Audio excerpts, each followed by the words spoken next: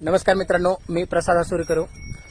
पाहू शकता ही जी गाय आहे, सध्या बघताय तुम्ही, मी एवढ्या माळावर आलोय. पण ह्या गायीचा असा प्रॉब्लेम होता की ही गाय कशीच गाभण राहत नव्हती. तरी हिचे भरपूर वेत झाले, ते 5-6 वेत झाले असतील. पण ही गाय गाभण राहायला फार सळत होती.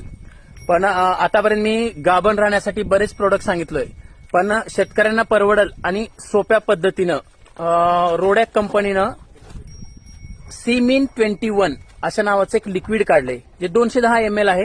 रोज 10 ml च्या हिशोबाने 21 दिवस होतात.